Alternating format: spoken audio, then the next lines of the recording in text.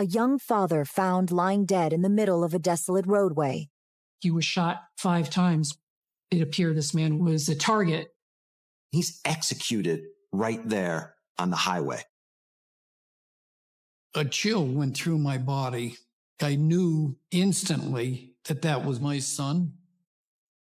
That chill still is with me. Several possible suspects emerge, including members of the victim's family. There was a lot of animosity between the two families. There were people who hated the victim, but who was it? Later, a tip leads investigators to a drug dealer with an unexpected connection. He told the story. He was hired to kill the victim. What you have at the center of it is this family feud. There's the connection.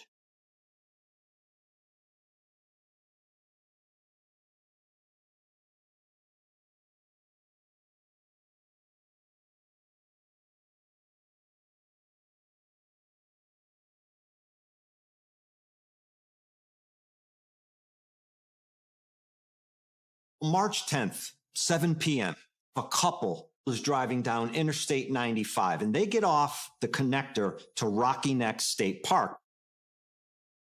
As they're coming around the corner, they see a vehicle parked and the doors open. As they get closer, they notice something lying in the middle of the road. They realize it's a body. They immediately call 911. I got a call for a man down, probably hit by a car on the Rocky Neck connector. When I pulled up, I observed a body on the ground in the right-hand lane. He was slightly to the rear of a Pontiac Firebird that was running with the headlights on. When I walked up to the body, he was laying on his back. He had blood in his mouth and blood on the shirt, which I ripped open and found a couple of bullet holes. One in his chest and one more up towards his armpit. There was no doubt he was dead. There was no doubt that it was a murder.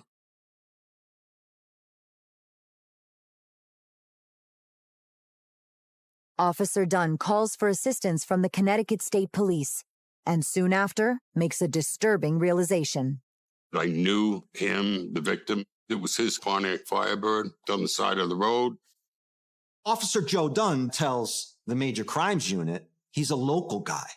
He's a good guy, but I've arrested him before for bar fights. I know this guy. His name is Buzz Clinton. The victim's driver's license properly identifies Anson Buzz Clinton. With that, police begin their investigation of the scene. The investigators from Major Crimes started searching the area thoroughly. They found a couple of expended bullets. They found one bullet that had missed Buzz. They found another one that had passed through. From the bullets, it appeared that the murder weapon was a .38 caliber revolver. Police next speak to potential witnesses. They hope someone can provide a clue. There was probably 4 or 5 people at the scene when I got there. One of the people said that when they came up on the scene from the highway, they saw another car. They also stated that they saw a tall, lanky person get into the other car. The people who saw this believed that the car was a blue sedan. It left the scene at a high rate of speed. They didn't have a license plate number or anything like that. It was a very nondescript description that didn't lend itself to any further investigation unless you came up with a suspect. It appeared that he had been shot by someone who had immediately taken off. One possible theory was somebody tried to carjack him and it got interrupted because the car was still sitting there. Another one was that somebody wanted him dead and they shot him. 28-year-old Buzz Clinton lived on his parents' property with his wife, Kim, their 8-month-old daughter, Brianna, and Kim's 3-year-old daughter, Rebecca. I got a call from a friend and he said, somebody's been murdered on the connector. They had a Firebird on the side of the road. A chill went through my body. It was like I knew instantly that that was Buzz. That chill still is with me. I remember my brother like shaking me and saying, Buzz is dead, Buzz is dead. And I was like, what?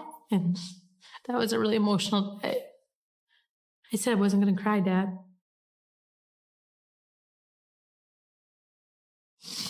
So that was a really emotional day for our family.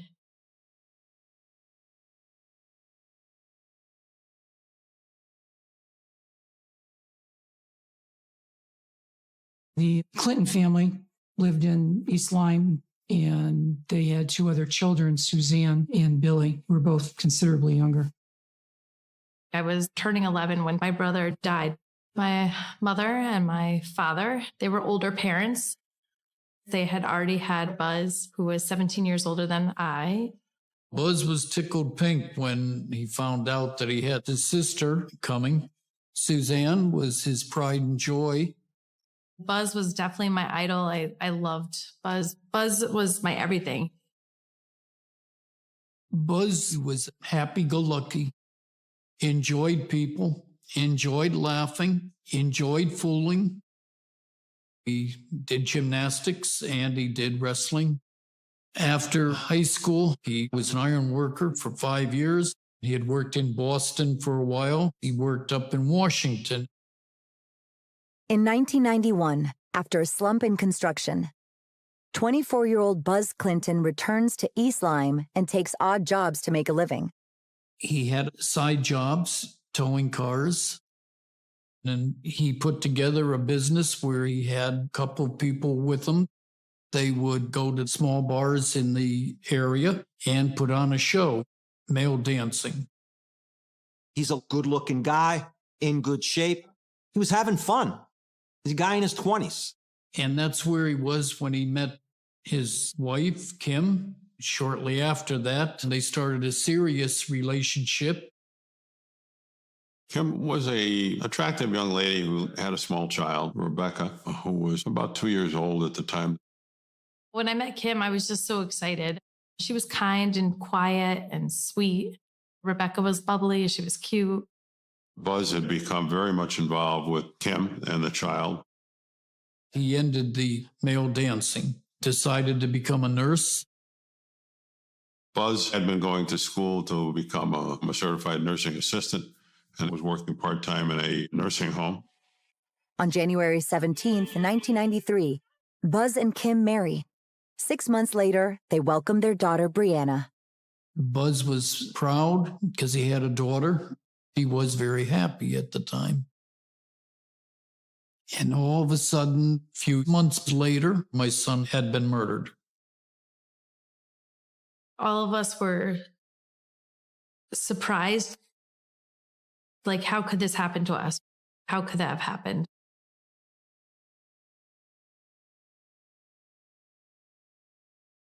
The day after Buzz Clinton's murder, the medical examiner performs his autopsy. During the autopsy of Buzz Clinton, it was determined that he was shot 5 times. Twice, which is what I saw in the chest, twice in the back and once in the back of the head. From the medical examiner, we learned that based on the trajectories, it appeared there was only one gunman, and Buzz was initially approaching the person who was doing the shooting. It's likely what happened, based on the wounds, that someone must have flagged him down in some way to get him to pull over. Buzz gets out. He starts going towards the back of the vehicle, and that person fires 2 rounds at him. After being shot twice, he had turned to probably flee. He got hit twice more in the back and once in the back of the head.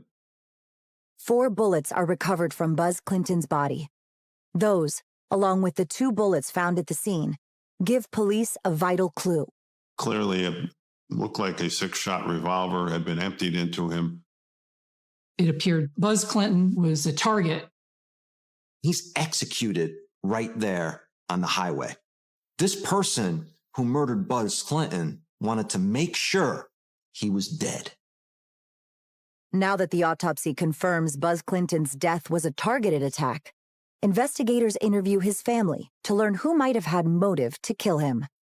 They drive over to the Clinton household and they sit Kim down, Buzz's wife. Kim was asked if she might know who did this. She had a couple of suspects. There were people who didn't like him, who hated him, but who was it? A year prior to the murder, they began a torrid love affair. He was not the upstanding citizen that he tried to portray. Their relationship was centered around this family feud. She wanted him out of the picture, and he would do anything for her, including murder. Less than 24 hours after the murder of Buzz Clinton, investigators speak with his devastated wife, Kim, hoping for a lead. Kim did share that Buzz had had issues over a loan from a gentleman, Charlie Snyder, who owned a junkyard/car dealership. Buzz was into Charlie Schneider for about $1,500, and he hadn't been paying him. And in fact, Kim says Buzz had recently received a phone call from him threatening physical harm to him if he didn't get his money back soon. Kim also said Sean Butterfield, one of his best friends, who he'd had a rift with, had accused him of stealing his wallet with $100 in it. He was angry, thinking Buzz stole his wallet, and I could see it leading to a more serious confrontation. Kim Clinton gives investigators two potential leads, but Buzz Clinton's parents suspect someone else might be involved. The police asked me, do you have any idea who might have done this? I said I felt that there was an involvement of Kim's family. I told the investigators a family feud started between Buzz and the in-laws over custody and control of Rebecca. The Clintons tell police this whole history behind this family feud between the Carpenters and Clintons. The Carpenters seemed like a normal American family. Richard, the father, had retired from the Navy after 22 years of service, and he started his own successful landscaping business, and his wife, Cynthia, was a nurse. They had 3 children, Richard, Beth, and Kim. The Carpenter children were very different. Kim was not terribly successful, whereas her sister Beth was practicing law. Kim worked as a clerk at a supermarket. So in many ways, Kim was looked down upon. Before Kim met Buzz, she got pregnant, and the father was really never involved in Rebecca's life. During that time, Kim and her daughter, Rebecca, were living with Richard and Cynthia Carpenter. They were basically raising her. Kim would leave Rebecca with them for days, weeks on end, and they didn't know where she was. So they think she's an unfit mother. According to the Clintons, the feud began when Kim and Buzz became serious and wanted to create a family with Rebecca. My son and Kim wanted to take care of Rebecca and take Rebecca places. However, the Carpenter family believes that Kim is incapable of taking care of Rebecca. And they definitely did not think Buzz could be a good father figure. They did not like Buzz. They mentioned the dancing, they mentioned drinking, and he doesn't bring in a lot of money. It became very obvious that they didn't want us to have anything to do with Rebecca. It was in the fall, about 7 o'clock at night. Rebecca was playing with our children, and the call came from the mother. The mother said, if you don't have Rebecca home, we're going to call the police. Well, I remember my wife asking, who has custody of this child? And Kim said, I do. She said, well, why does your mother control the situation if you have custody? She said, because my mother is in control. My son said to Kim, it's your child. We're planning on getting married, so let's move forward as a family. On October 19th, 1992, having no way to stop Kim and Buzz from taking Rebecca, the Carpenters file for emergency temporary custody, which a judge grants based on their account of Kim's history as a caregiver. The Carpenters initially did get guardianship of the child. Then Kim and Buzz went to court to get custody back. They go to family court. They battle it out, and Kim and Buzz win. My son's arguments that Rebecca belonged with them was successful. The Carpenters really didn't have any kind of evidence that was justify taking Rebecca away from her mother. After the courts had issued custody to Kim and Buzz of Rebecca, Mrs. Carpenter petitioned the court with Beth, Kim's sister, for shared custody.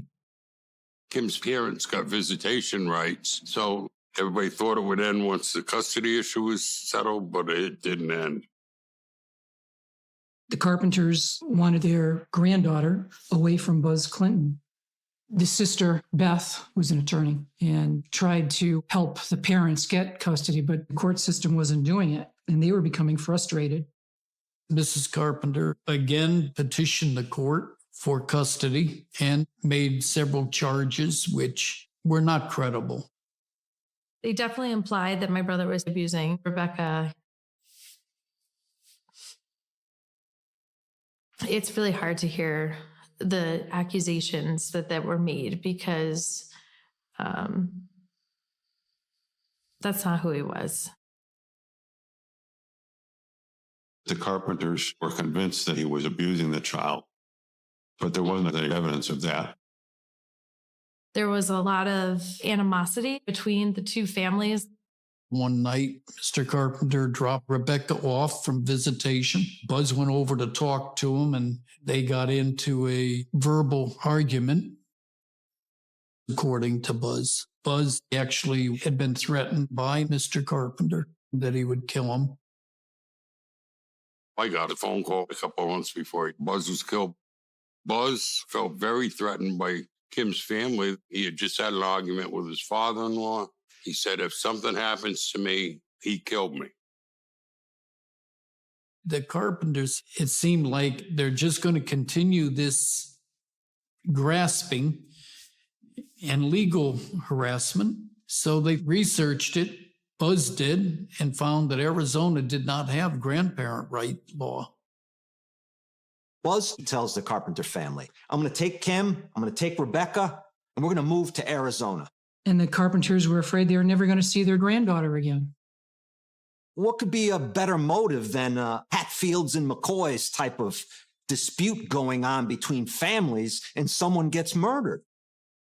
So immediately, Richard Carpenter moves to the top of the suspect list.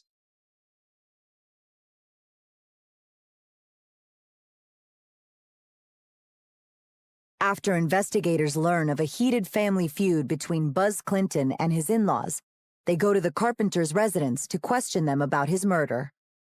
We meet with Richard and Cynthia Carpenter. Also present at that time were Beth, their daughter, and her employer, Heyman Klein.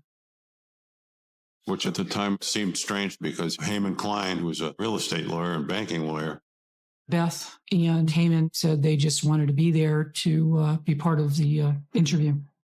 the Carpenters verified that there was a feud and that they were trying to get permanent custody of Rebecca.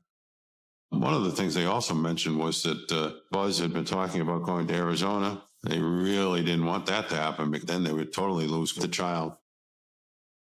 Richard Carpenter and Cynthia Carpenter, they agreed that they didn't really like Buzz, but they really downplayed the interaction between Buzz and Richard Carpenter. They said they didn't think that the granddaughter should be with him, but never that they wanted him dead. The Carpenters claimed that they had no idea what might have happened to him. After hearing the Carpenter side of the story, investigators pushed for proof that Richard Carpenter was not involved. Mr. Carpenter gave an alibi that he was home at the time of the murder, and his wife backed him up on that. Richard Carpenter showed us the weapons that he had, but none included a .38.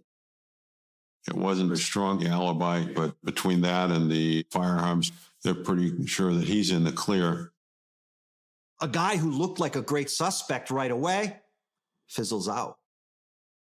But even with Dick Carpenter eliminated, there's other good suspects, all with motive. Investigators move on from the feud for the moment and go after their other leads.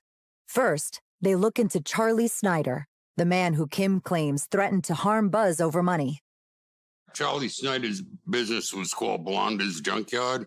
Investigators go to the junkyard to visit Charlie Schneider, and he's not there. They learned through his employees that, in fact, he was out of town, but he had been around town at the time of the murder. The timing was a little strange. That made him look even more guilty. A few days later, police learn that Charlie Snyder is back in town. They immediately go to speak with him. Investigators sit down with Charlie Schneider. Charlie was distraught when he heard Buzz Clinton was murdered. Charlie explained he was out of town on a ski trip when the police initially tried to speak with him. And he's like, look, I said some things to him. I threatened him, sure, but I was more of a mentor to Buzz. I wanted Buzz to succeed in life. While he was ticked off at Buzz, Charlie claimed that he would never hurt him. He considered him a very close friend. Charlie had an alibi for 6:30 the evening of March 10th.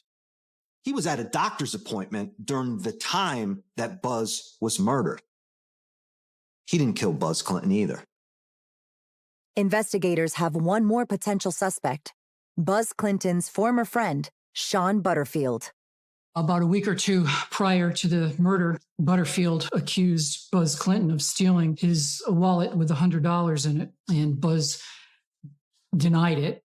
From the witness who had discovered the body, police had a description of a tall, lanky individual getting into the car. Charlie Schneider, he's not tall and lanky, but Buzz's friend, Sean Butterfield, does fit that description. Detectives go over to Sean Butterfield's work. He's working as a clerk in a hotel. And they say, look, you had a motive. You alleged that Buzz stole your wallet. Sean said, yeah, I was upset with Buzz because I thought he stole my wallet, but I wouldn't hurt him though. Sean said that his alibi for the night of the murder was that he was, in fact, working at the hotel. And that was verified that he was on the clock at the time of the murder, so he was eliminated as a potential suspect. Once you run through all your suspects, you have to go back to square one and try and dig out another suspect. They interviewed everybody within Buzz and Kim's circle. We're hoping to find a lead that would put us in the right direction of who killed Buzz Clinton. The investigators, they would call occasionally, keeping us informed that things are happening, progress is being made. I stuck to the theory that the Carpenters had been involved. Kim was staying with us, and it puts Kim in a very difficult situation. As a daughter, of course, you don't want to believe that your family might be involved. The Clintons continued to insist that the Carpenters were responsible and that the police had to continue to follow up with that. And they did. Richard Carpenter, he consented to have his bank records examined to see if there was any unusual purchases or payments to a gunman. None was found. Nothing substantial had come in after a month and a half, 2 months. We kind of hit a wall with the investigation, and then we got lucky. We got a phone call.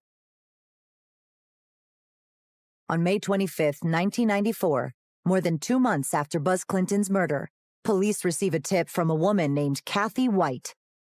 Kathy White says that she wants to share some information that she has regarding the murder of Buzz Clinton. She reveals that a friend of her boyfriend, Mark Dupree, was involved in a plan to kill Buzz Clinton. After speaking to Kathy White, detectives did background on Mark Dupree. Mark Dupree has a criminal history and is a registered informant for the State Police Narcotics Squad. They know that Mark Dupree is a drug dealer. He's not a low-level guy. He's not a high-level guy, but he's dealing ounces of cocaine. This guy's trouble. He's been trouble his whole life.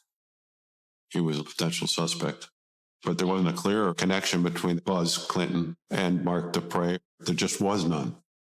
The next day, police contact Mark Dupre and arrange a meeting.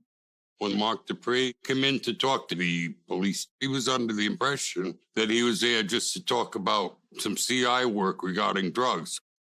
And then they asked him what he knew about Buzz Clinton's murder. Mark's taken aback and says he wants to call his lawyer. And then he says the lawyer's name, Heyman Klein. Which was a name that rang a big bell. They recognized Heyman Klein as the employer of Beth Carpenter. Klein was present during the original interview of the Carpenter family at their home. After being unable to reach his lawyer, Heyman Klein, Mark Dupre agrees to speak with police about their connection. Dupre told the investigators that he was Klein's drug dealer, that he would bring him cocaine on a weekly basis. Heyman Klein is a real estate lawyer. He's this guy in his 50s. He's married. He's got 4 kids, lives in a big house. But according to Mark Dupre, he also is snorting cocaine all day long. It became pretty apparent that Heyman Klein was not the upstanding citizen that he tried to portray in his law office. Heyman Klein is connected to the Carpenters. Bang! Now we got a connection.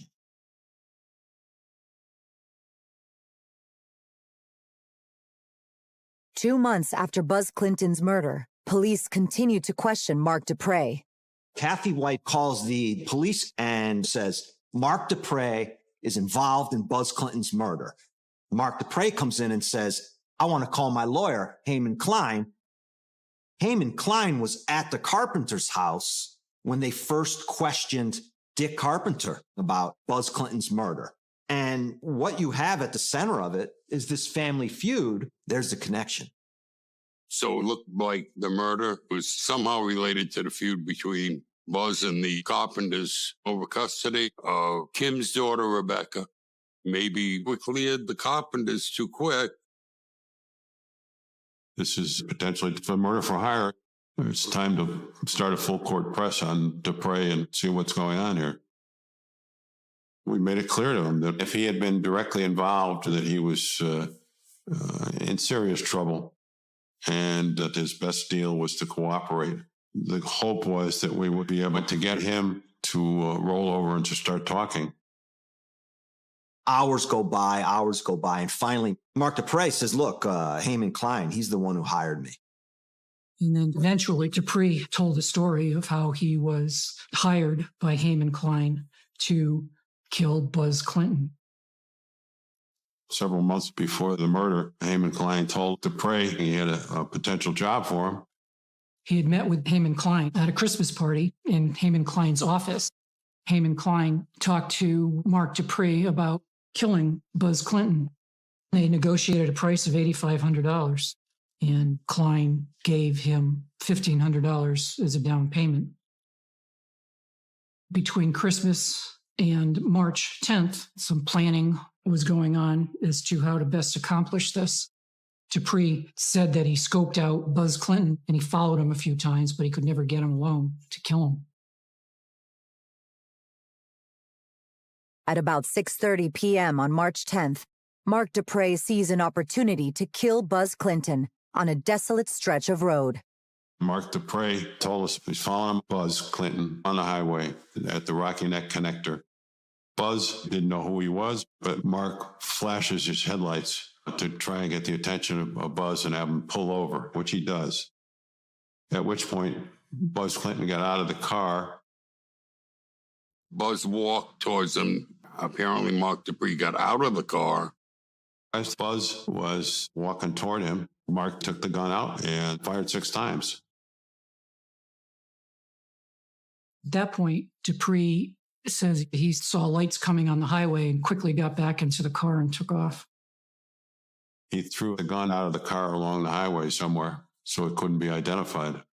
He went home, notified Klein, and for 2 months, there was nothing until Kathy White called the police and told them she had information about the murder.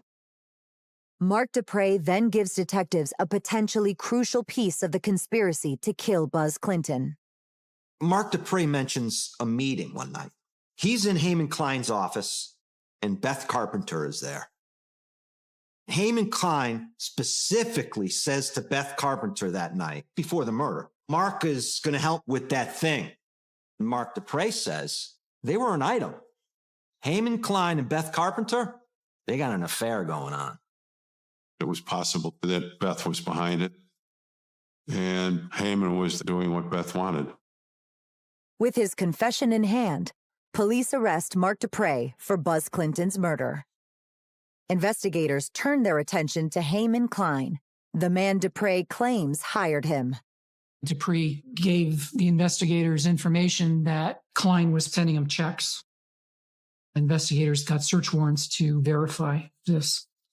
They subpoenaed his phone records and his bank records. The phone records definitely tied Klein into Dupre, but more damning was the bank records because they matched the story that the investigators got from Dupre regarding money transfers. Now they need to go after Heyman, sit him down and question him. Through the records that were obtained, a warrant was issued for Heyman Klein. But when the police went to arrest him, he was not at his office. He was not at his home. He was nowhere. Lo and behold, Heyman Klein is gone.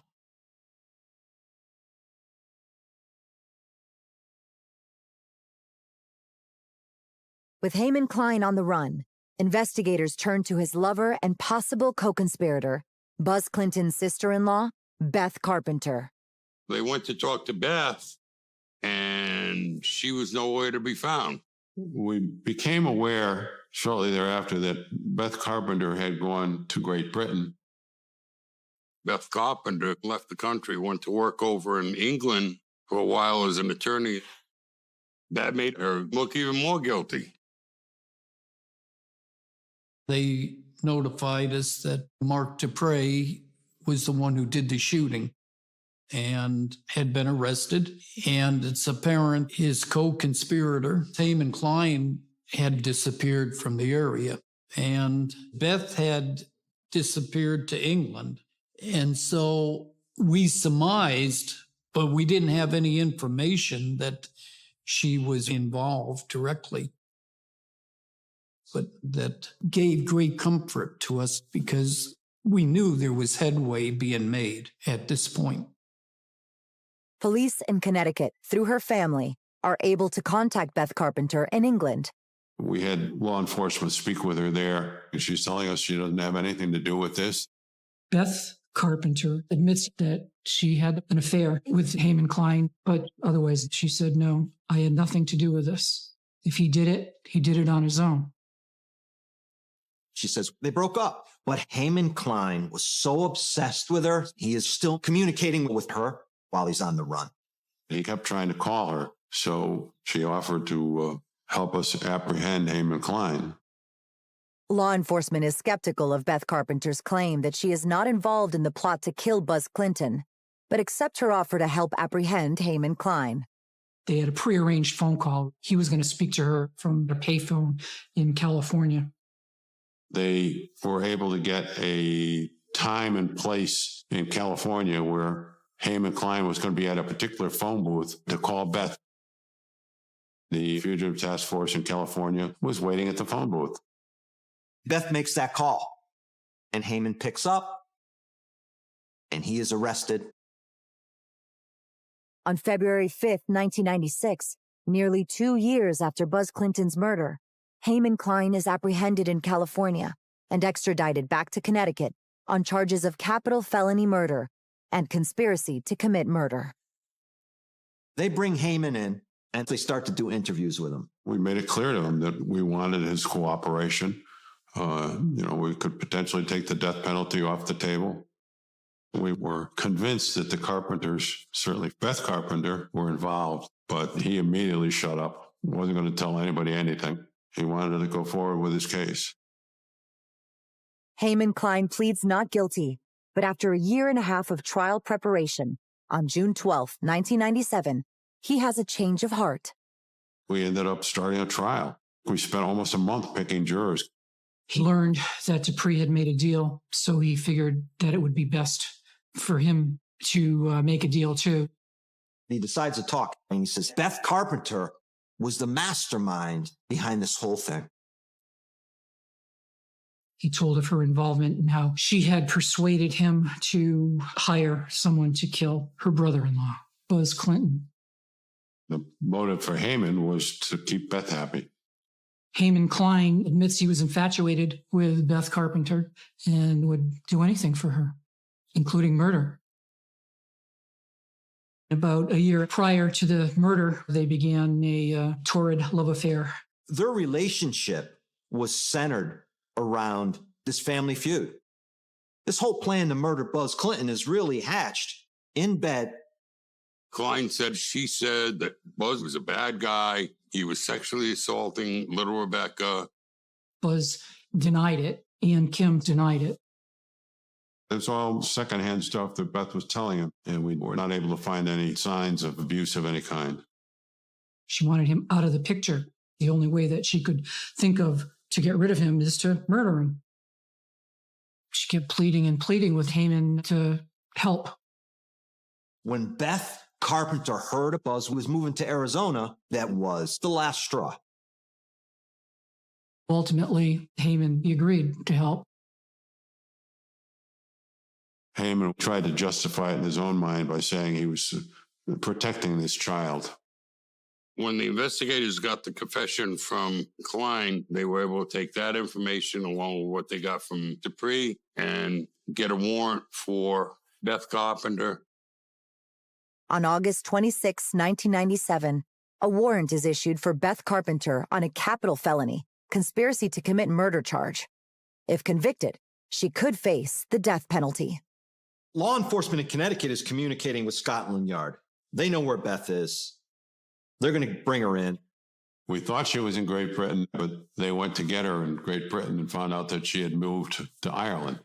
Ireland was notified by the United States about the warrant.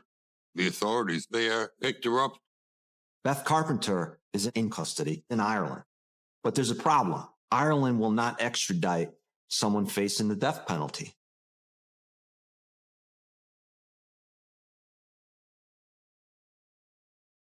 While in custody in Ireland, Beth Carpenter speaks to authorities and continues to claim her innocence. Beth Carpenter is in Ireland, and Ireland will not extradite someone facing the death penalty. So now they got to cut a deal with Beth Carpenter to get her back. Her story was, I had nothing to do with this. Klein was infatuated with me and did it to prove his love for me. If she thought that Heyman Klein did this on his own, then when Buzz Clinton was murdered, why didn't she step forward? She said nothing. Beth never came forward. Beth was held in a jail in Ireland pending our attempted extradition. They went back and forth for a while, and eventually the prosecutor in Connecticut agreed to not go after the death penalty. That took a couple of years, actually. But ultimately, Beth Carpenter, who's brought back to the United States.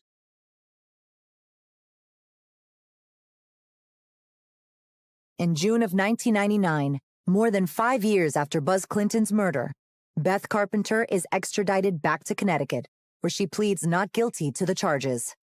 When Beth was finally extradited, we were ecstatic over the fact that she's coming back to face charges. The only question we had was with the parents. If they had knowledge of the entire plot, then I feel they should have been charged.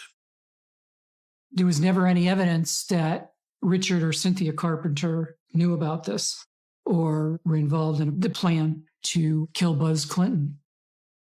The Carpenter side of this, they all, of course, think Beth is innocent and that Heyman Klein did this on his own. It was full 8 years after the murder in 2002, before they started the trial of Beth Carpenter. The prosecution believes Beth Carpenter masterminded this whole thing, and they're going to set up the feud between the families. They're going to bring in Mark Dupre's statements that Beth Carpenter was in the room when we talked about this murder. And then they're going to finally bring in Haman Klein. Haman Klein came across as a strong witness. And then Beth Carpenter decides to testify in her own defense. We had been forewarned by the prosecution that this was a 50-50 type case. It was all based on accusations by Dupree, drug dealer, and Klein, who both got a deal. And the only reason they got a deal was because they turned on Beth. It was he said, she said. She could walk and be found not guilty. On April 12, 2002, Beth Carpenter's fate is put into the hands of the jury. The jury saw all the evidence and found Beth Carpenter guilty of first-degree murder, capital felony murder. Having waived the death penalty, the only sentence available for Beth Carpenter was life without possibility of parole. That's the sentences she received. Haman Klein, who had taken a plea, was sentenced to 35 years in prison.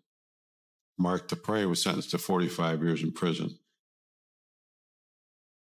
Once the jury had come to the conclusion of guilty, there was a relief, I think a bit of joy maybe, within our family. We were so happy that justice was served, that she was going to face a severe penalty for my brother's murder.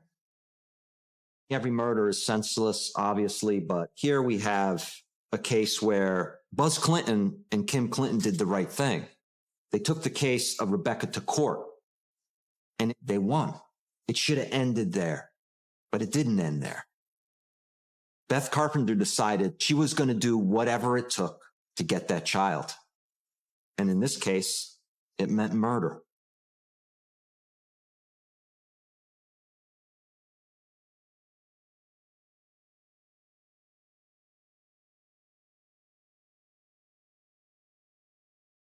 One of the great ironies in this whole case is that after all this fighting and violence, Kim and Rebecca ended up in the care of the Carpenter family.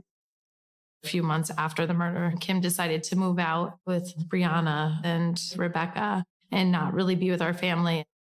And that was really hard. But I still talk to Rebecca, Brianna. We make sure that we stay connected and we're one family.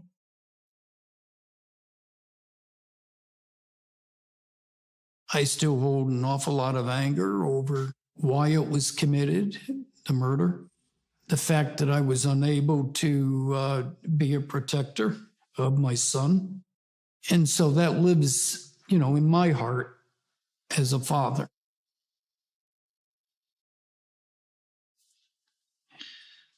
As the emotion right now is, you relive. And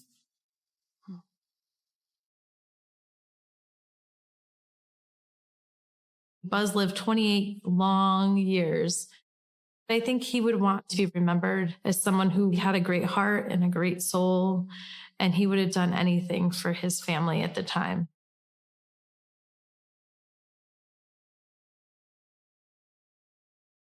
The Rocky Neck Shadow, a novelization of the tragic tale of Buzz Clinton. Prologue, The Last Connector. The night of March 10th was not supposed to be cold, but a biting wind swept off the Long Island Sound, carrying the scent of salt and impending doom.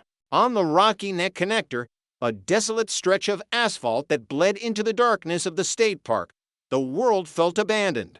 Anson Buzz Clinton adjusted his grip on the steering wheel of his Pontiac Firebird. The engine hummed a rhythmic, reassuring vibration that usually calmed his nerves. But tonight, his nerves were a frayed electrical wire. He was 28.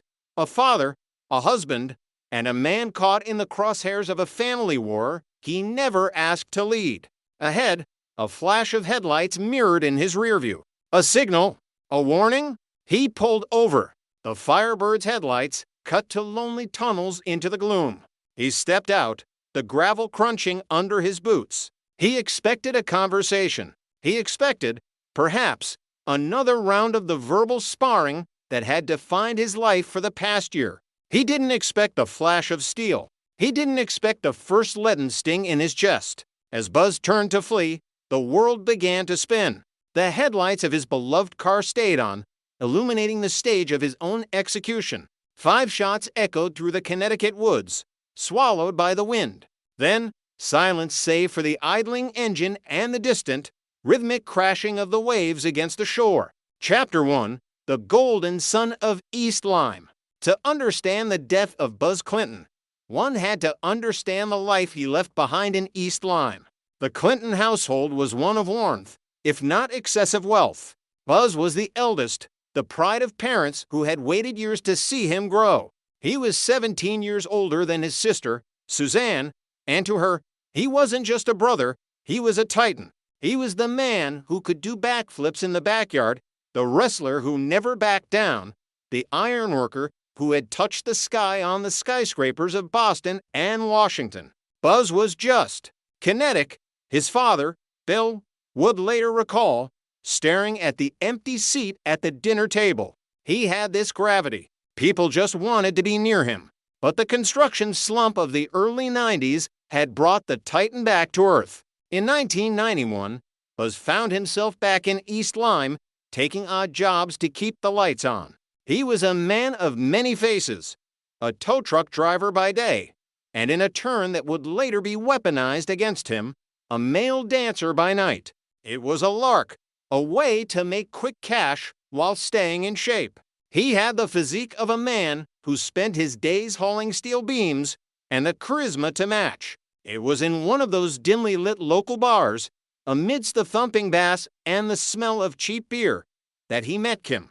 Kimberly Carpenter was different from the women Buzz usually encountered. She was quiet, almost ethereal, with a shadow of sadness behind her eyes. She had a daughter, Rebecca, a bubbly 2-year-old who became the center of Buzz's world before he even realized he was falling in love. He didn't just fall for Kim, Suzanne whispered to her friends. He fell for the idea of being a protector. Buzz traded the stage for the study hall. He hung up his dancing shoes and enrolled in a program to become a certified nursing assistant. He wanted respectability.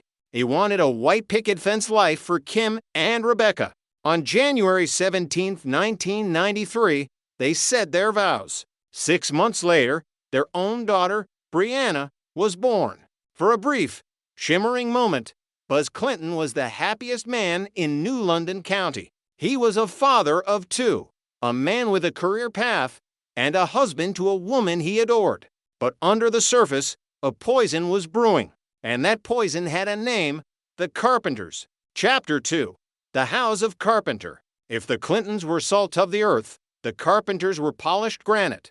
Richard Carpenter was a man of rigid lines and iron discipline. A Navy veteran of 22 years, he ran his landscaping business with military precision. His wife, Cynthia, was a nurse, a woman who valued order and social standing above all else. They lived in a world where appearances weren't just important, they were the only thing that mattered. They had 3 children, but their son rose and set with Beth. Beth Carpenter was the family's crowning achievement. A sharp-witted, ambitious attorney, she was the embodiment of the Carpenter standard. She was successful, calculated, and fiercely protective of the family's image. Then there was Kim. In the eyes of Richard and Cynthia, Kim was the disappointment. She was a supermarket clerk. She was a mother who, in their view, lacked the discipline to raise a child. For years, while Kim struggled, the Carpenters had essentially raised Rebecca. They saw the child as there's a second chance to get it right. When Buzz Clinton entered the picture, he wasn't just a son-in-law. He was an intruder. He's a stripper. Richard, Cynthia had hissed one evening over tea. A common tow truck driver. And he wants to take our granddaughter into that. That life, the disdain was visceral. They saw Buzz's past as a male dancer not as a job, but as a moral failing. They saw his ironworker grit as thuggery. To them, Buzz was a wolf who had convinced their lamb to leave the fold. The conflict began as a series of cold glances at family dinners. Then came the phone calls demands for Rebecca to be home by 7 p.m. sharp. or the police would be called. Who has custody? Suzanne had asked her brother one night when he came home fuming. Kim does, Buzz replied, his knuckles white as he gripped the kitchen counter. But her mother thinks she owns the air the kid breathes. In October 1992, the Cold War turned hot. The Carpenters filed for emergency temporary custody of Rebecca. They painted a picture of Kim as an unfit, flighty mother and Buzz as a dangerous influence. A judge, swayed by the Carpenters' respectable veneer, granted it. Buzz and Kim were devastated, but Buzz wasn't a man who broke easily. He took the Carpenters to family court. He fought with the same tenacity he used to wrestle opponents to the mat in high school. And he won. The court saw through the Carpenters' accusations. Rebecca was returned to her mother and her stepfather. But in the House of Carpenter, losing was not an option. It was a declaration of war. Chapter 3, The Shadow Lawyer. Beth Carpenter sat in the law offices of Haman Klein, staring out the window at the rain. She was a woman of law, but her heart was currently governed by something much older and more primal: obsession. Haman Klein was not the kind of man one expected to be at the center of a murder plot. In his 50s, married with 4 children, he was a respected real estate and banking attorney. He was successful, wealthy, and lived in a sprawling home that screamed stability. But Haman Klein had 2 secrets. The first was his torrid, illicit affair with Beth Carpenter. He was infatuated with her, obsessed with her youth, her drive, and her sharp, legal mind. He would do anything to keep her happy. The second secret was the white powder he kept in his desk drawer. Haman Klein was a high-functioning cocaine addict, a man whose reality was often blurred by the chemical rush of the drug he bought weekly from a local dealer named Mark Dupree. "He's hurting her, Haman," Beth whispered, her voice trembling with a rehearsed fragility. She was talking about Rebecca. She had convinced herself and was now convincing Haman that Buzz Clinton was abusing the child.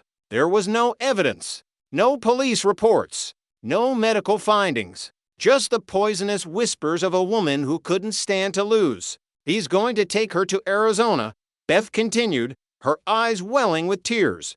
"He found out they don't have grandparent rights there. If they move, we'll never see her again. My parents, it will kill them." Haman reached across the desk, taking her hand. He felt the weight of her desperation. To him, Buzz Clinton wasn't a man. He was an obstacle to Beth's happiness. And if Haman wanted to keep Beth, he had to remove the obstacle. "I can take care of it," Haman murmured. The cocaine in his system made him feel invincible, like a god who could decide the fates of lesser men. "I know someone who does things for me." Beth didn't ask for details. She didn't need to. In the silent agreement between the lover and the mastermind, the contract was signed. Chapter 4, The Merchant of Death. Mark Dupree was not a man who moved in the same circles as Haman Klein or the Carpenters. He lived in the underbelly of Connecticut, a world of shadows, quick transactions, and the constant, low-level hum of violence. He was a drug dealer, a man who measured his life in ounces and bills. When Haman Klein, his most prestigious client, invited him to a Christmas party at the law office, Dupree knew it wasn't for the eggnog. They met in a back room, away from the clinking glasses of the other guests. The air was thick with the scent of expensive cigars and the sharp tang of desperation. "I have a job for you, Mark," Haman said, leaning against his mahogany desk. "A problem that needs a permanent solution." He showed Dupree a photo of Buzz Clinton. Buzz looked happy in the picture, holding Brianna, a wide grin on his face. "How much?" Dupree asked. His voice was a low growl. $8,500, Haman replied. $1,500 down, today. Dupree took the envelope of cash. He didn't know Buzz Clinton. He didn't care about the family feud or the custody battle. To him, Buzz wasn't a father or a husband. He was a paycheck. But Dupree was a dealer, not a professional assassin. For 3 months, he hesitated. He scoped out Buzz's house. He followed the Firebird. But Buzz was always with someone: Kim, the kids, his parents. He was never alone. The pressure from the law office began to mount. Beth was growing impatient. The move to Arizona was looming. The clock was ticking. Then came March 10th. Dupree saw the Firebird on the highway. He saw the lone silhouette of the driver. He followed him onto the Rocky Neck Connector, a place where the trees grew thick and the witnesses were few. He flashed his lights. The universal signal for pull over, I need help. Buzz Clinton, the man who would do anything for anyone, the man with the great heart his father spoke of, slowed down.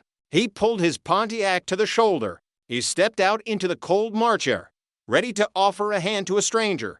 Mark Dupree stepped out of his car, the .38 revolver heavy in his hand. He didn't say a word. He didn't have to. The bullet spoke for him. Chapter 5, The Chill. Bill Clinton was at home when the phone rang. It was 7:30 p.m. A friend was on the line, his voice breathless. Bill, there's been a shooting on the connector.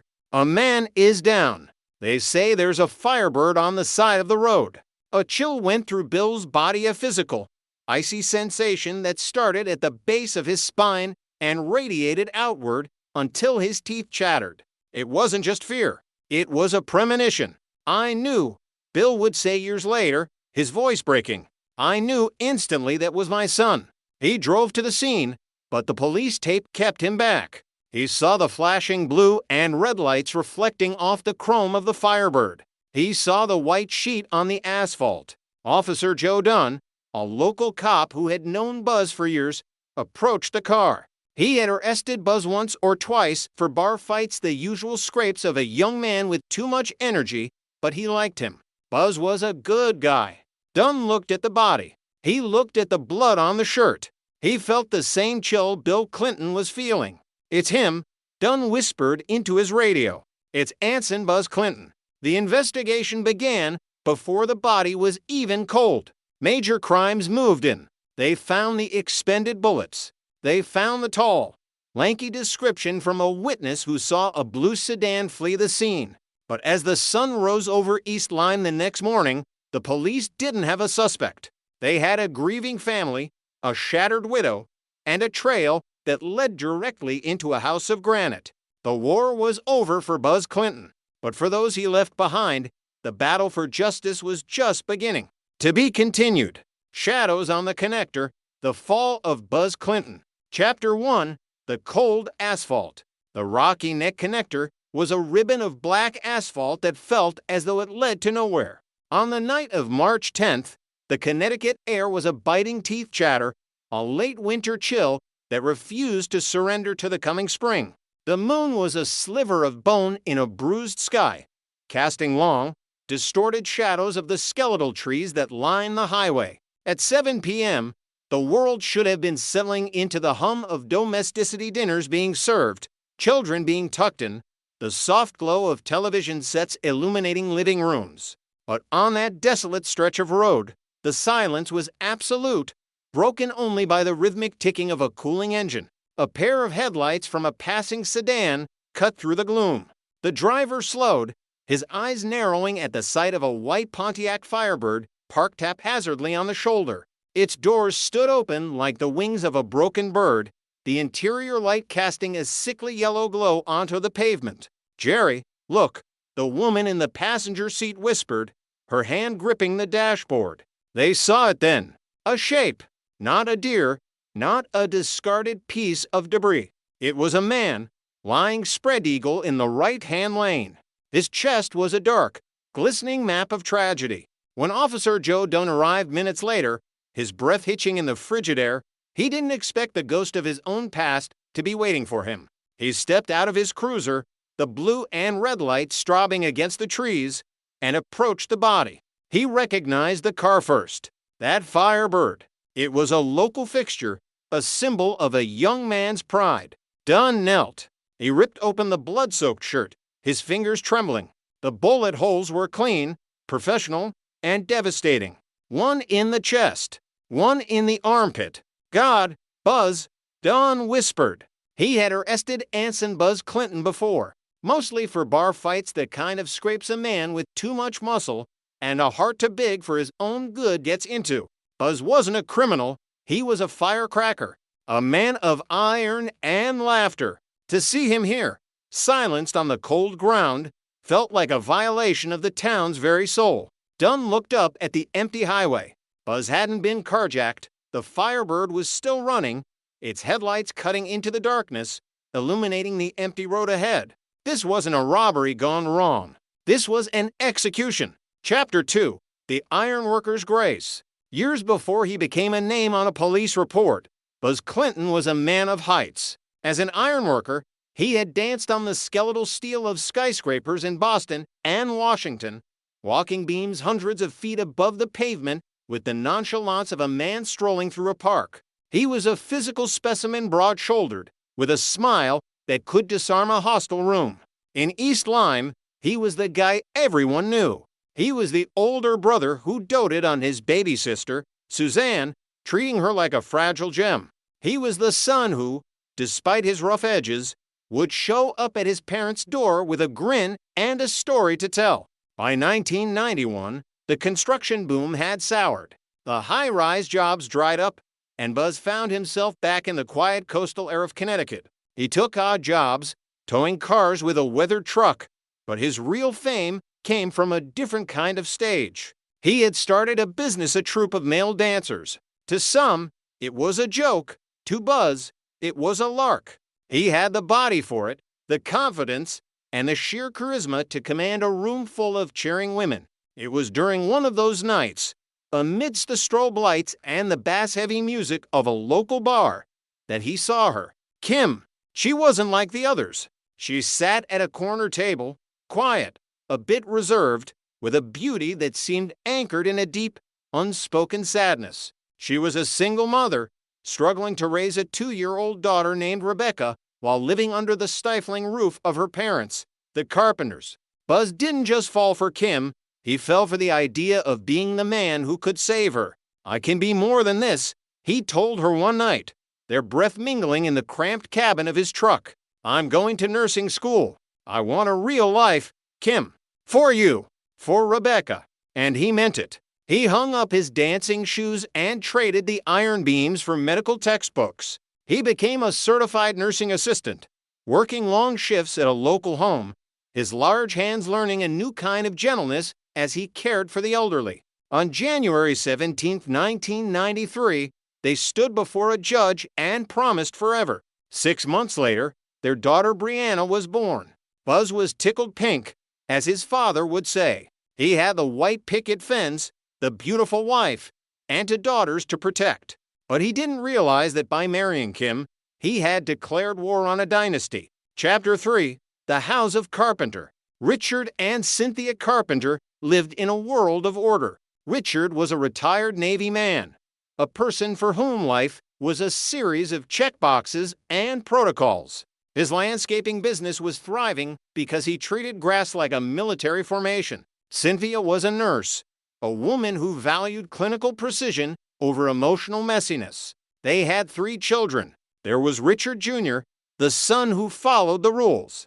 There was Beth, the shining star, a high-powered attorney who moved through the legal world with a predatory grace. And then there was Kim. In the Carpenter household, Kim was the problem. She was the one who hadn't climbed the ladder, the one who had brought a child into the world without a husband. For years, the Carpenters had treated Rebecca as their own, essentially raising her while Kim drifted. They didn't just love their granddaughter, they owned her. When Buzz Clinton entered the picture, he was an anomaly. To the Carpenters, he was the stripper. He was the brawler. He was the man with grease under his fingernails and no pedigree. "He's not one of us, Kim," Beth would say, her voice as sharp as a scalpel. "He's a temporary distraction. Don't let him ruin what we've built for Rebecca." But Buzz wasn't a distraction. He was a father. He loved Rebecca with a fierce, protective instinct that rivaled the Carpenters. He took her to the park, he taught her to laugh, and he gave her the stability she had been missing.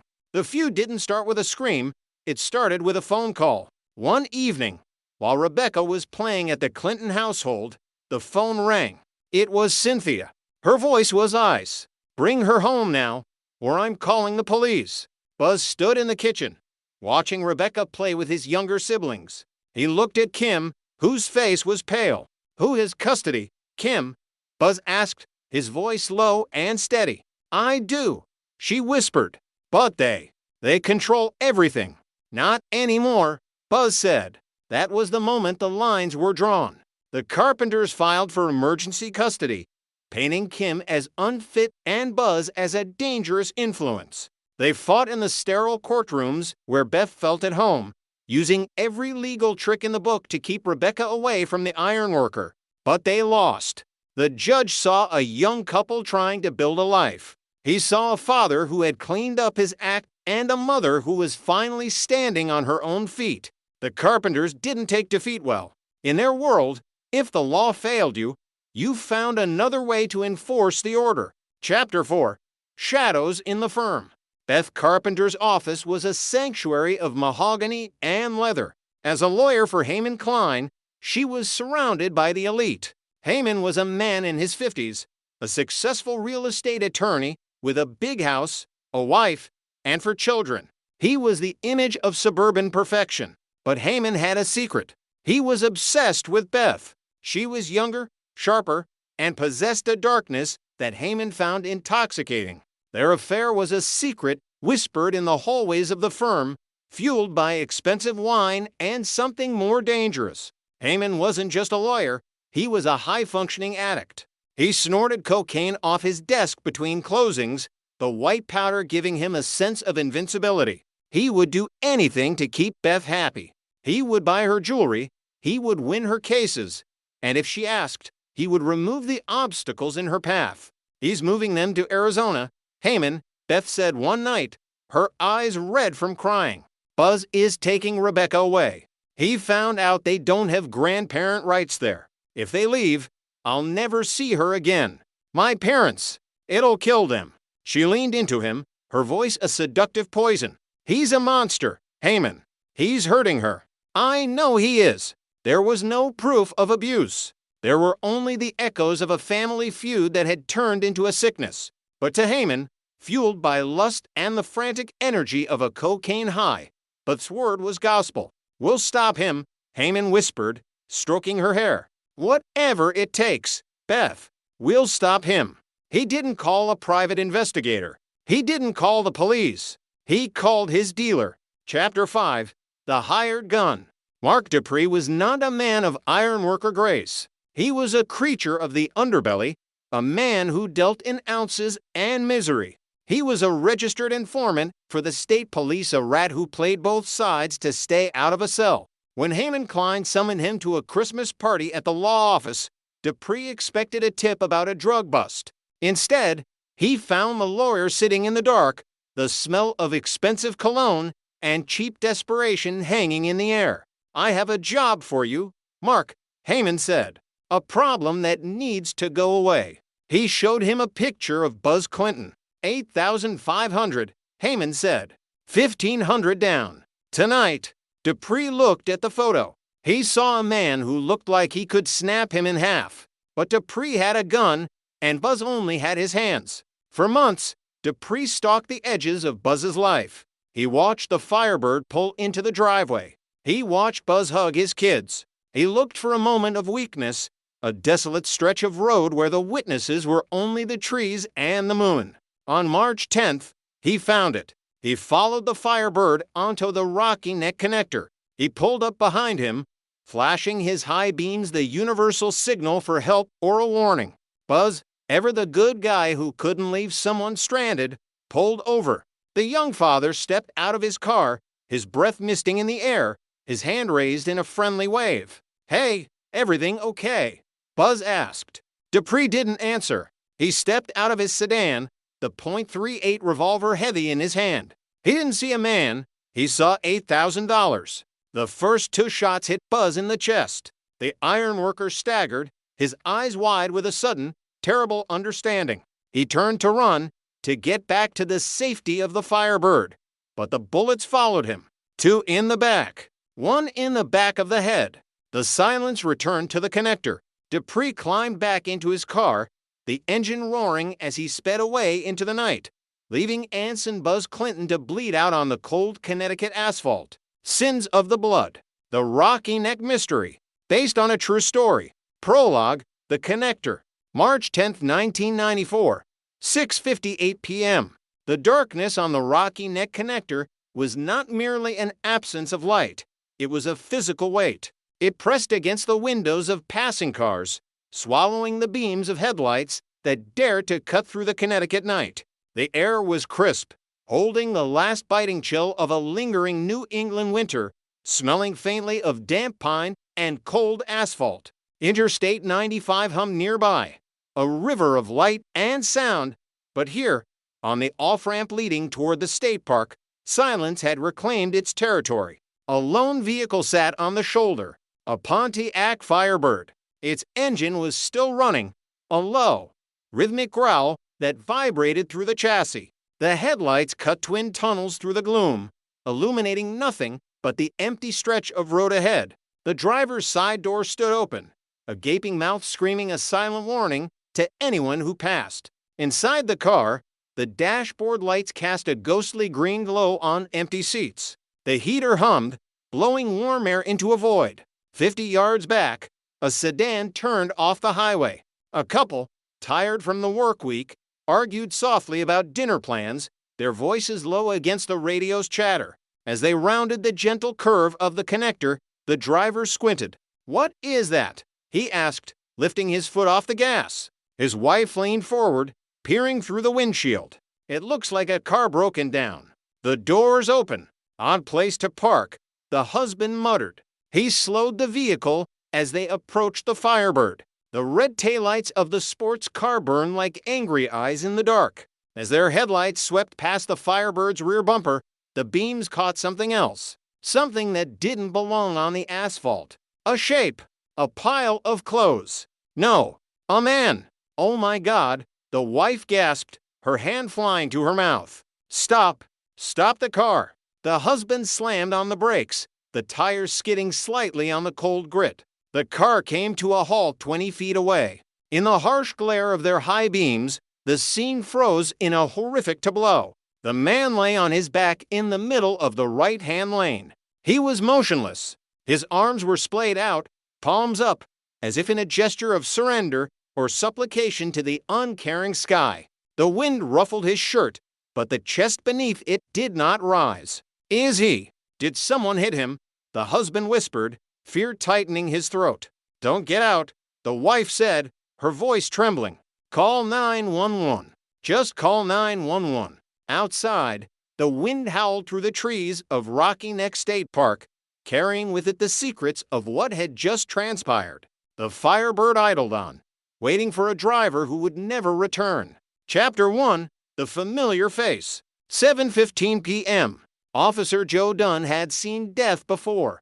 In a small town like East Lyme, it usually came wrapped in the tragedy of a car accident-twisted metal, the smell of gasoline, the screech of sirens. When the call came in for a man down on the connector, his mind automatically categorized it as a hit-and-run. He steered his cruiser round the bend, the blue and red lights flashing rhythmically, painting the trees in strobe light bursts of color. He saw the witness's car first, then the Firebird further up. Dunn pulled up, killed the siren, but left the lights on. He stepped out into the chill. The air smelled metallic copper and exhaust. He approached cautiously, flashlight in hand, beam cutting through the shadows. The body lay on the cold pavement, slightly behind the Firebird. Dunn moved closer, his boots crunching on the gravel shoulder. He shone the light on the man's face and stopped. A cold sensation, sharper than the March wind, pierced his chest. It wasn't just a body. It was a face he knew. Anson Clinton. "Buzz!" Dunn lowered the flashlight for a second, taking a breath. He knew Buzz. Everyone knew Buzz. The guy was a local fixture, a bit rougher on the edges. Sure, Dunn had broken up a few bar fights involving him over the years, but Buzz was a good kid at heart. A father. A husband. Dunn stepped closer, forcing his professional detachment to take over. He knelt beside the body. Buzz was lying on his back. His eyes were open, staring sightlessly at the stars. There was blood at the corner of his mouth, a dark trickle that had dried against his pale skin. But it was the shirt that told the real story. Dunn carefully ripped the fabric open. 2 holes. Small, dark, precise. One in the center of the chest. One near the armpit. No road rash. No shattered bones from a bumper impact. Dispatch, Dunn said into his shoulder radio, his voice steady despite the adrenaline flooding his veins. This isn't a hit and run. I have a male victim. Multiple gunshot wounds. Code 3. I need major crimes and the medical examiner. Now. He stood up, scanning the perimeter. The woods were dark and silent. The killer was long gone. Dunn looked back at the Firebird. It was Buzz's car. He remembered seeing Buzz driving it around town, proud of the machine. Now, it was just a tombstone with an engine. The realization hit him again. Buzz is dead. Not an accident. Not a drunken mistake. Someone had stood here, on this lonely stretch of road, and pumped bullets into him until he stopped moving. This was an execution. Chapter 2. The Echo. The Clinton residence, 8:30 p.m. The phone rang in the kitchen of the Clinton home, a shrill, intrusive sound that cut through the quiet evening. Buzz's father sat in his armchair, the television murmuring in the background. His mother was tidying up. It was a normal Thursday night, the kind of night where the biggest worry should have been the weather or the bills. I'll get it, his father said, pushing himself up. He picked up the receiver. Hello. The voice on the other end was a friend, breathless, panicked. Mr. Clinton, listen, I drove past the connector. There's police everywhere. I saw the Firebird. The old man's heart skipped a beat. Buzz's car? Is he okay? Was it an accident? I don't know, the friend said, voice cracking. But the car is on the side of the road. And they say someone's been murdered. The word hung in the air like smoke. Murdered. The father dropped the phone. He turned to his wife, his face draining of color. We have to go. By the time they reached the police barricade, the reality had set in. The flashing lights were blinding. The yellow tape fluttered in the wind like a festive decoration for a grotesque party. A state trooper stopped them. Sir, you can't go down there. That's my son, Mr. Clinton shouted, his voice breaking. That's Buzz.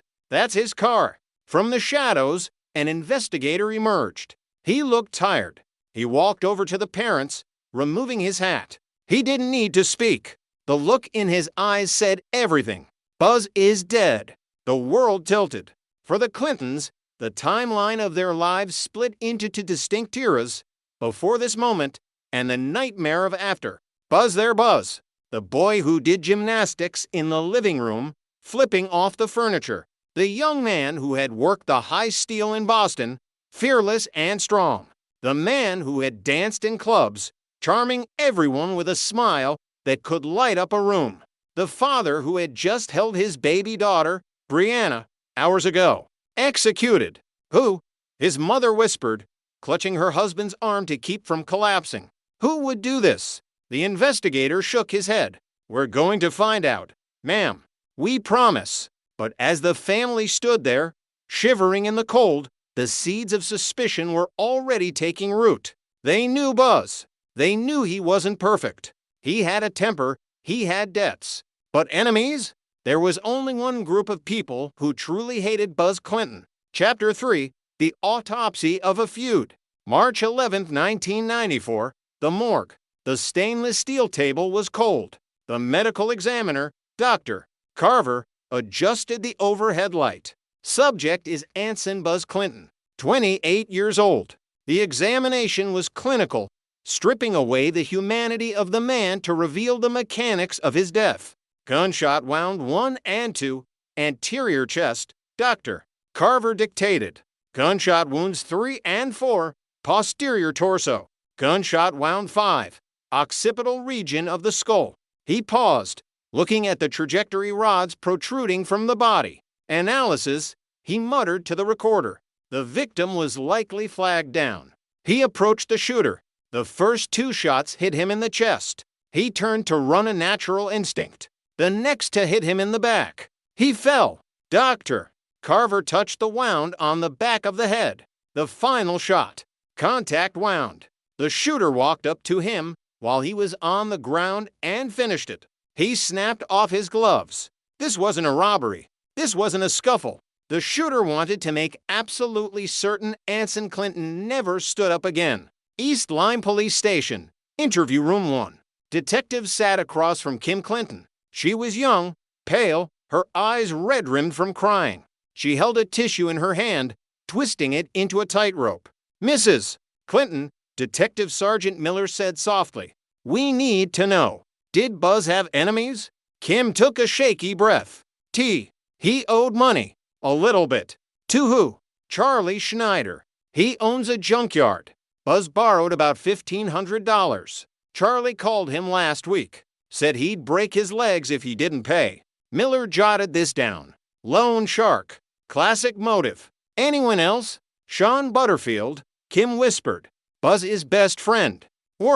He was. Sean thought Buzz stole his wallet. They had a huge fight. Sean was furious. "Okay," Miller said. "That's good. We'll look into them." He leaned forward. "What about your family?" Kim froze. She looked down at her hands. "My parents," she said, her voice barely audible. They hated him." Miller exchanged a glance with his partner. "Hated him enough to hurt him. We were fighting over Rebecca," Kim said, "the dam breaking. My daughter. My parents raised her when I wasn't doing well. But Buzz and we wanted her back. We went to court. We won." She looked up, her eyes wide with a mix of fear and realization. "My father, Richard Carpenter, he told Buzz. He told him that if he tried to take Rebecca to Arizona, he'd kill him." Chapter 4, The Patriarch. The Carpenter Residence. Richard Carpenter was a man of discipline. 22 years in the Navy had forged him into a rigid, structured individual. He ran his landscaping business with military precision. His home was his castle, and his family was his crew. But there was a mutiny. Kim, his daughter, the one who had always been the problem child, the one who worked at the supermarket, the one who had gotten pregnant young she had defied him. And she had done it with the help of that dancer, that nurse, Buzz Clinton. When the detectives knocked on his door, Richard didn't flinch. He opened it, standing tall, his wife Cynthia beside him. "Detectives," Richard said. His voice was calm. Too calm. "Mr. Carpenter, we have some questions regarding the death of your son-in-law." They sat in the living room. It was immaculate.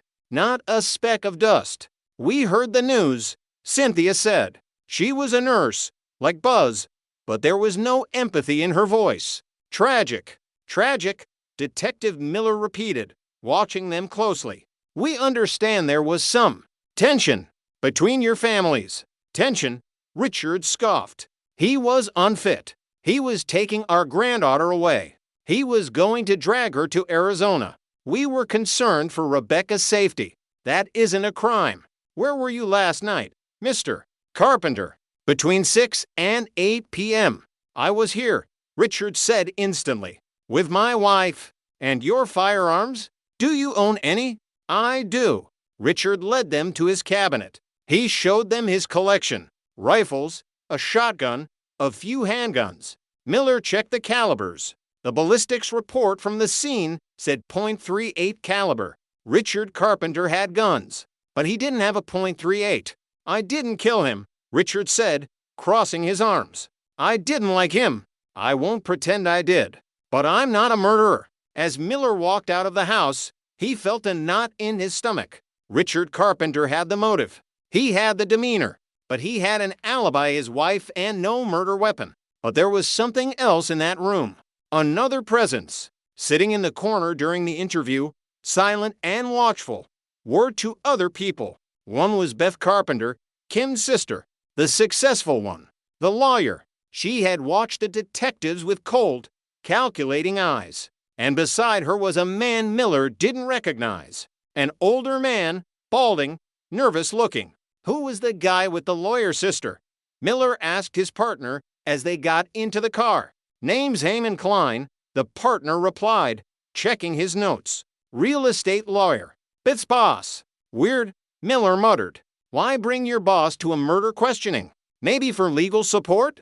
Maybe Miller started the engine, or maybe he's just another piece of this messed up puzzle. Chapter 5, Dead Ends and Dirty Money, April 1994. 1 month later, the investigation was stalling. The initial heat of the case was cooling into the gray ash of a cold case. Detectives had run down the leads Kim provided. Charlie Schneider, the junkyard owner. They found him. He was a rough character. Sure, he admitted to threatening Buzz. Yeah, I told the kid I'd break his legs. But that's business talk. I liked Buzz. I wanted him to pay up so he could succeed. Charlie had an alibi. He was at a doctor's appointment. Verified. Sean Butterfield, the angry best friend. They pulled him out of his shift at the hotel. He was a tall, lanky guy matching the vague description a witness gave of someone fleeing the scene. I didn't kill him, Sean insisted, sweating under the interrogation lights. I was mad about the wallet. It was $100. You don't execute your best friend over $100. His time card at the hotel proved he was working when the shots were fired. Verified. That left the family feud. The Hatfields and McCoys of East Lyme. The Clintons were adamant. It was the Carpenters.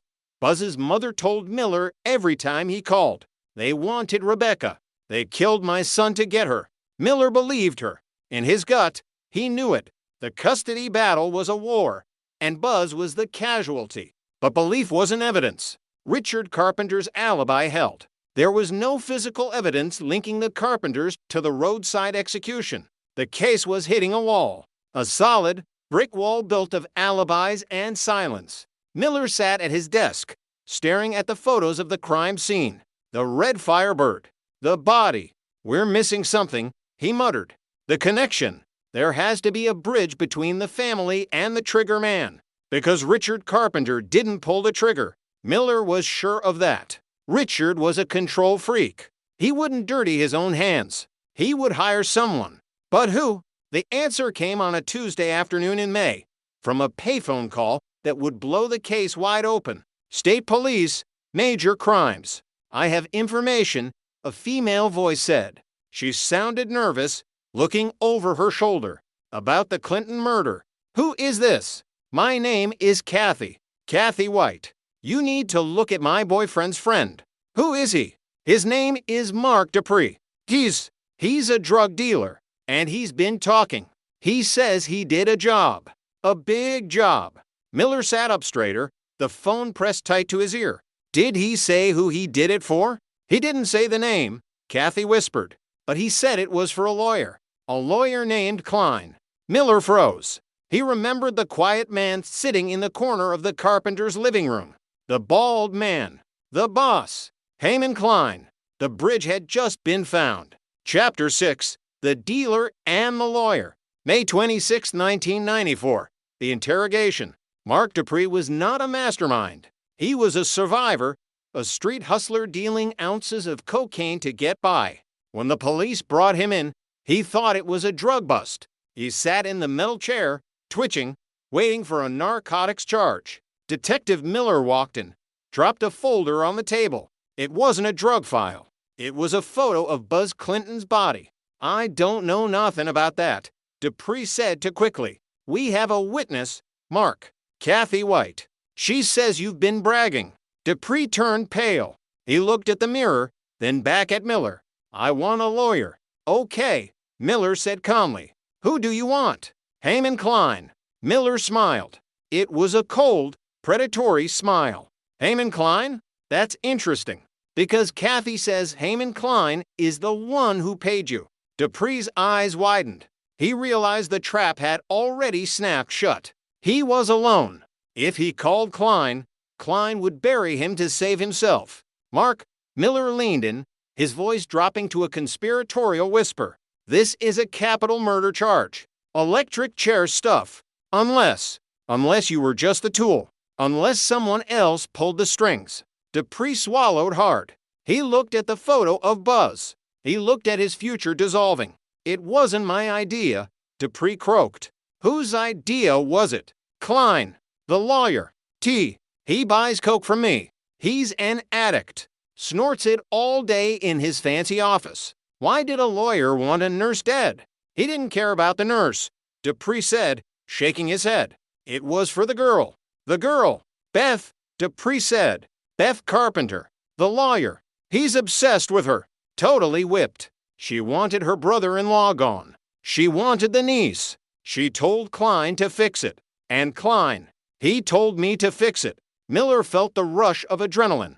The circle was closing. Tell me everything, Miller said, clicking on the tape recorder. Start from the beginning. Dupree took a deep breath. It started at a Christmas party in Klein's office. He called me into the back room. He gave me $1,500. He said, I have a problem, and I need you to make it go away. As Dupree spoke, the true horror of the conspiracy unspooled. It wasn't just a feud. It was a manipulation of biblical proportions.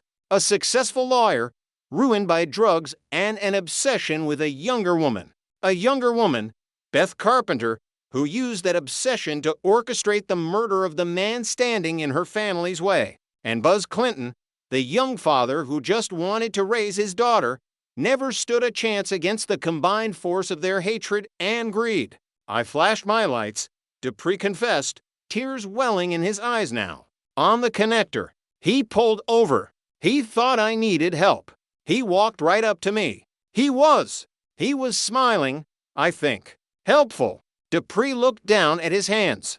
I shot him 6 times. I ran out of bullets. Miller turned off the recorder. He stood up. We're going to get them. Mark. All of them. The hunt for Haman Klein and Beth Carpenter had begun. But they wouldn't be found easily. Klein was about to vanish into the wind, and Beth was already looking across the ocean to England, hoping the Atlantic was wide enough to wash the blood off her hands. But blood, as the Clintons knew, leaves a stain that never truly fades. End of part 1. Outline for the remainder of the novel to reach 20,000 plus words. If you wish to continue the story, here is the structural roadmap I would use to expand this into a full-length novel. Part 2, The Manhunt Approx. 5,000 words. Chapter 7, The Empty Chair. Police execute a warrant for Haman Klein. His office is raided. They find evidence of his drug addiction and financial ruin, but Klein is gone. Chapter 8, The Flight. Focus on Beth Carpenter. Her move to London. Her attempts to build a new life while looking over her shoulder. Her internal monologue justifying the murder as saving her niece. Chapter 9, The Fugitive. Haman Klein on the run in the U.S., living in cheap motels, his paranoia fueled by withdrawal, his desperate attempts to contact Beth. Chapter 10, The Sting. Police trace Klein's calls. They realize he is still obsessed with Beth. They contact Beth in England. The moral dilemma. Use the mastermind to catch the hitman? Beth agrees to help catch Klein to save her own skin. Chapter 11, The Phone Booth. The tense operation to catch Klein in California. The call is set up. The takedown. Part 3, The Betrayal Approx. 5,000 words. Chapter 12, The Prisoner. Klein in custody. He refuses to talk initially. He believes Beth loves him. He believes she will save him. Chapter 13, The Revelation. Prosecutors show Klein the evidence that Beth has turned on him. She calls him a stalker, a madman acting alone. Chapter 14, The Flip.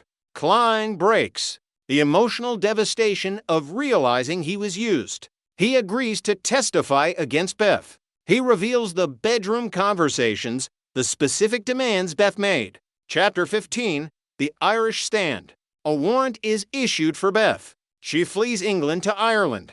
The legal battle over extradition. The death penalty loophole. Chapter 16, The Long Wait. The Clinton family's years of agony waiting for justice. The slow-moving wheels of international law. Part 4, The Judgment Approx. 6,000 words. Chapter 17, The Return. Beth is finally extradited. The media circus. The town of East Lyme divided. Chapter 18, The Trial Begins. The opening statements. The prosecution paints Beth as a Lady Macbeth figure. The defense paints her as a victim of a crazy stalker Klein. Chapter 19, The Star Witness. Haman Klein takes the stand. A broken man detailing a sordid affair. The cross-examination is brutal. Chapter 20, The Sister Versus. The Sister. Kim's testimony. The tragedy of a family completely destroyed. The custody of Rebecca ironically ending up with the Carpenters despite the murder. Chapter 21, The Verdict. The jury deliberates. The tension in the courtroom. The guilty verdict. The sentencing. Epilogue. The legacy. Years later, the gravesite of Buzz Clinton. The reflection on a life cut short. The empty victory justice served, but the loss remains. The Rocky Neck Shadow. A novelization of the tragic tale of Buzz Clinton. Prologue. The Last Connector. The night of March 10th was not supposed to be cold, but a biting wind swept off the Long Island Sound, carrying the scent of salt and impending doom. On the Rocky Neck Connector, a desolate stretch of asphalt that bled into the darkness of the state park, the world felt abandoned. Anson Buzz Clinton adjusted his grip on the steering wheel of his Pontiac Firebird. The engine hummed a rhythmic, reassuring vibration that usually calmed his nerves. But tonight, his nerves were a frayed electrical wire. He was 28, a father, a husband, and a man caught in the crosshairs of a family war he never asked to lead. Ahead, a flash of headlights mirrored in his rearview. A signal, a warning. He pulled over. The Firebird's headlights cut to lonely tunnels into the gloom. He stepped out, the gravel crunching under his boots. He expected a conversation. He expected, perhaps, another round of the verbal sparring that had defined his life for the past year. He didn't expect the flash of steel. He didn't expect the first leaden sting in his chest. As Buzz turned to flee, the world began to spin. The headlights of his beloved car stayed on, illuminating the stage of his own execution. 5 shots echoed through the Connecticut woods, swallowed by the wind. Then, silence save for the idling engine and the distant, rhythmic crashing of the waves against the shore. Chapter 1, The Golden Son of East Lyme. To understand the death of Buzz Clinton, one had to understand the life he left behind in East Lyme. The Clinton household was one of warmth, if not excessive wealth. Buzz was the eldest, the pride of parents who had waited years to see him grow. He was 17 years older than his sister, Suzanne, and to her, he wasn't just a brother, he was a titan. He was the man who could do backflips in the backyard, the wrestler who never backed down, the iron worker who had touched the sky on the skyscrapers of Boston and Washington. Buzz was just, kinetic. His father, Bill, would later recall, staring at the empty seat at the dinner table. He had this gravity. People just wanted to be near him. But the construction slump of the early 90s had brought the Titan back to earth. In 1991, Buzz found himself back in East Lyme, taking odd jobs to keep the lights on. He was a man of many faces, a tow truck driver by day, and in a turn that would later be weaponized against him, a male dancer by night. It was a lark, a way to make quick cash while staying in shape. He had the physique of a man who spent his days hauling steel beams and the charisma to match. It was in one of those dimly lit local bars, amidst the thumping bass and the smell of cheap beer, that he met Kim.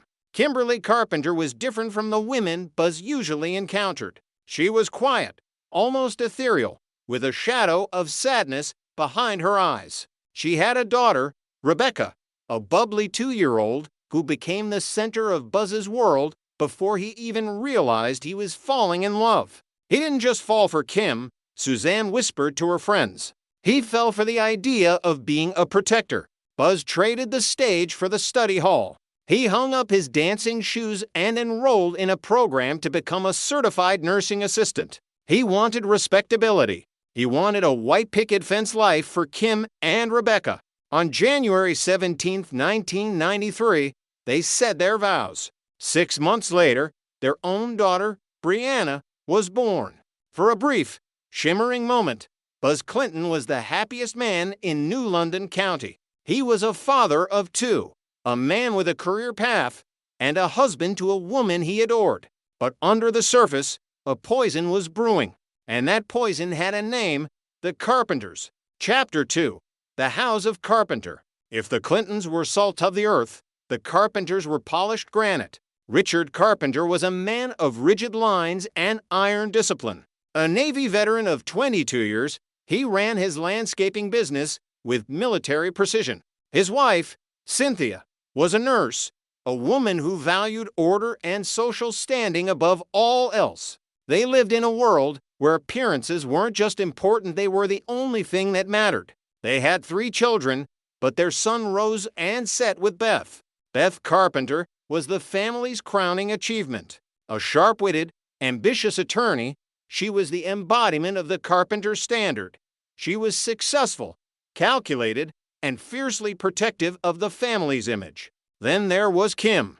In the eyes of Richard and Cynthia, Kim was the disappointment. She was a supermarket clerk. She was a mother who, in their view, lacked the discipline to raise a child.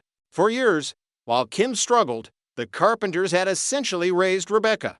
They saw the child as there's a second chance to get it right. When Buzz Clinton entered the picture, he wasn't just a son-in-law.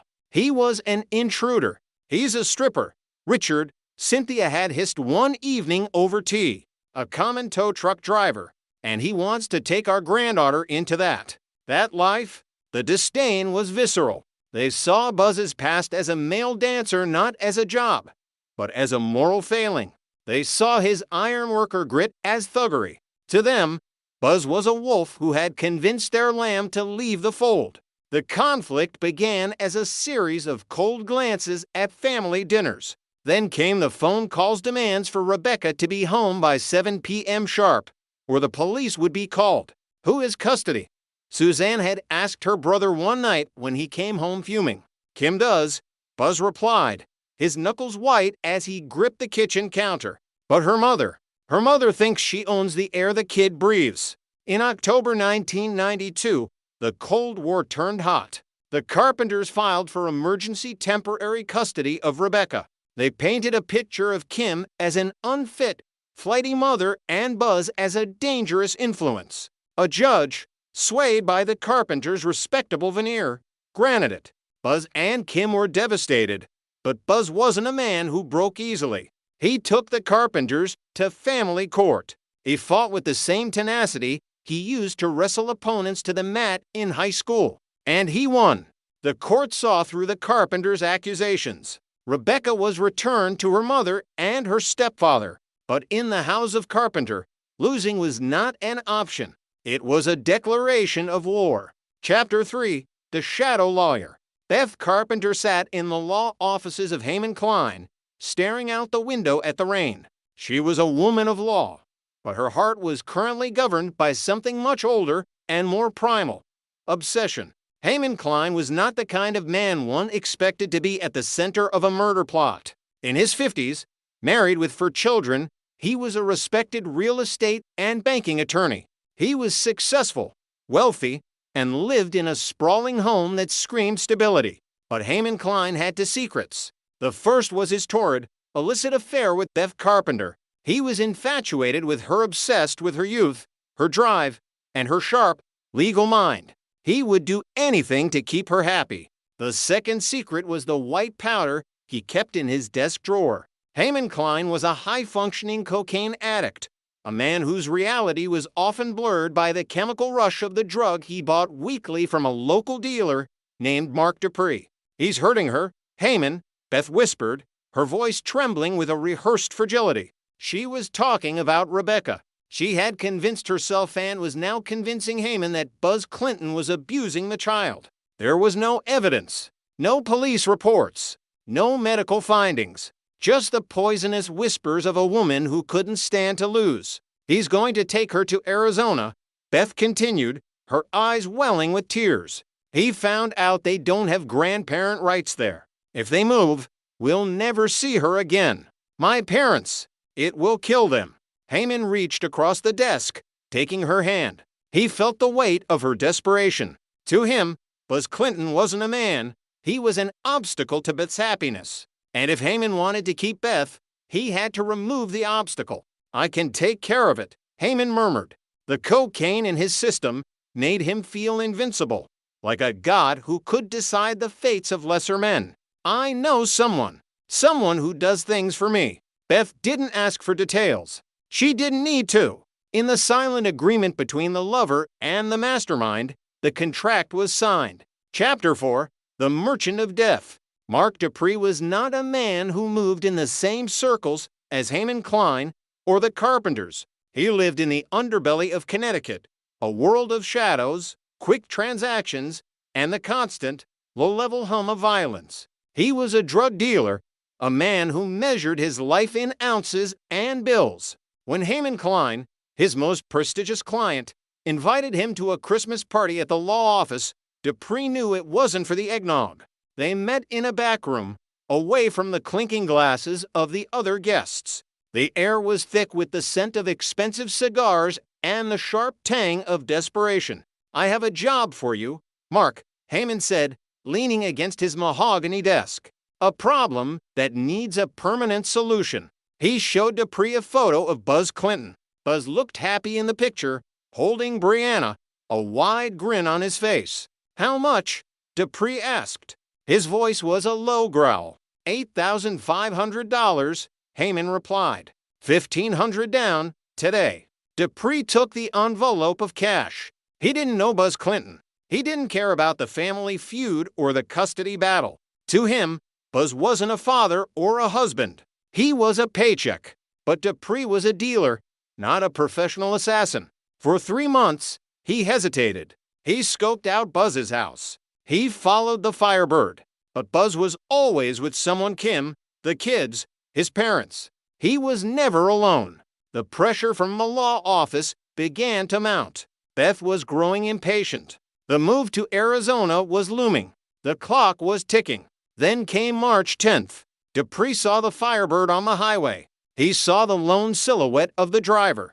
He followed him onto the Rocky Neck Connector, a place where the trees grew thick and the witnesses were few. He flashed his lights. The universal signal for pull over: "I need help." Buzz Clinton, the man who would do anything for anyone, the man with the great heart his father spoke of, slowed down. He pulled his Pontiac to the shoulder. He stepped out into the cold March air, ready to offer a hand to a stranger. Mark Dupree stepped out of his car, the .38 revolver heavy in his hand. He didn't say a word. He didn't have to. The bullet spoke for him. Chapter 5, The Chill.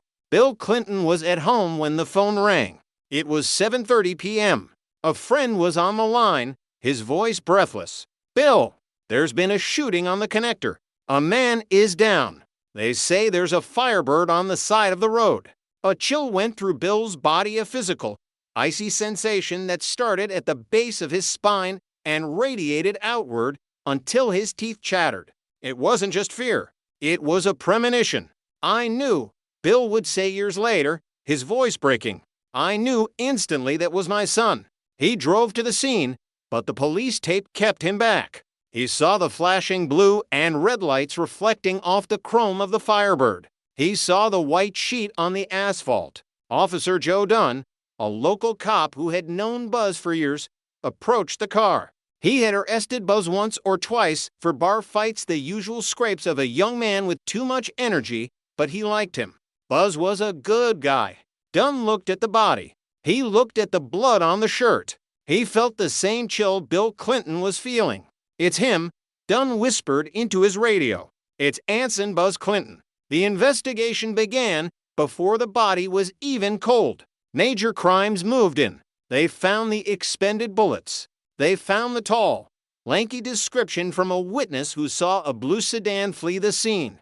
But as the sun rose over East Lyme the next morning, the police didn't have a suspect. They had a grieving family, a shattered widow, and a trail that led directly into a house of granite.